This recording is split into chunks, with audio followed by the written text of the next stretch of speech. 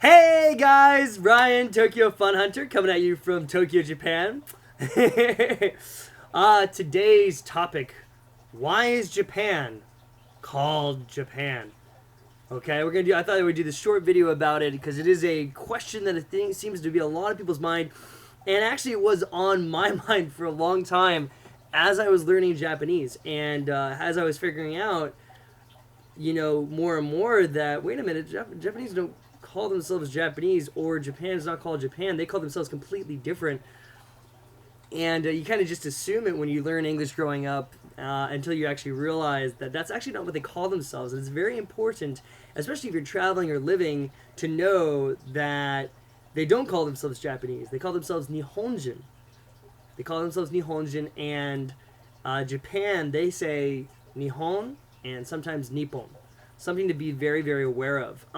Nowadays, of course, there was Western influence in the internet and so much, English everywhere. They do know if you say Japanese, they're going to know what you're going to mean. And if you say, like, Japan, they know what you're going to mean. Okay? However, for themselves, what they call themselves is, for their country, Nihon, or sometimes Nippon, depending.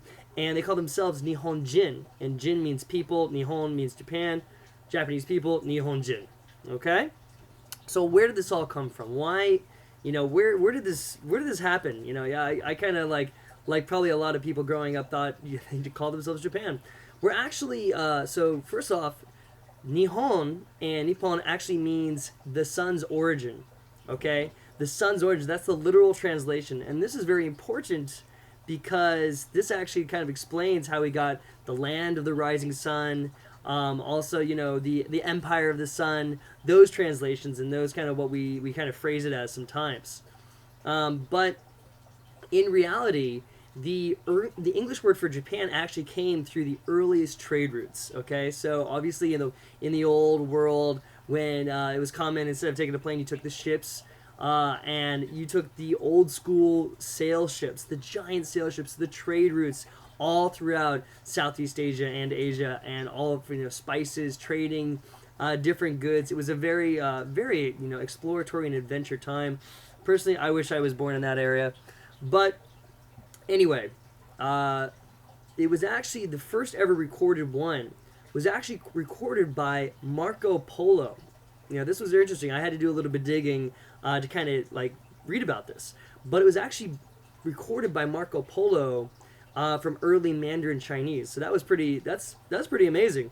Second thing is that a lot of people think that the first time Japan. It's very known that Japan was a very closed off country for centuries, and they think that the only time it really opened up was when Admiral Perry, American British, I think it was American officer, came in the 1800s to open. It forced Japan to open. Which is true in terms of militarization and globalization, but in there still were traders. There were small factions of traders. There was the Portuguese traders. There were tons of German traders. There's a few cool journals I remember reading when I was learning about Japanese culture that talk about some of these traders, and they actually settled down in Japan for maybe an extended period of time, but very few, very minimum, maybe just a handful of people. But for Japan as the word itself, actually, here's the interesting thing. I was kind of reading a little bit earlier, but it was saying that it is thought that the Portuguese traders in the 1600s brought the word to Europe through translating with Malaysians and Chinese dialects. So basically, Chinese and Malaysians thought of the word, they conversed the word, so it's going from Japanese to Chinese and Malaysian, then to Portuguese, then to English, and now we have Japan. And apparently it was first recorded in English called Japon, and it was recorded first, written down in 1577. That's the first earliest time. Marco Polo thought it was Chipungu, apparently. So you got Marco Polo as the first time it's ever kind of recorded, and the first time it's brought back to Europe actually is in 1577 by Portuguese traders. So it had to go through all these barriers, and now in common days we think it's called Japan, and of course over time language changes, dialects change, and we pronounce it as Japan, Now this is very, something to, consider, that if you go to Japan, that, always want to be respectful, always be humble to people, and know that actually the proper thing is Nihon. You can say Nippon and Nihonjin. I would use Japanese unless you maybe have taken a few Japanese courses where you know the right and wrong ways to use it. But they're not going to be offended by it. They know that the whole world pretty much says Japan, and it's not a thing. They don't shy away from that. It's actually something they embrace very much.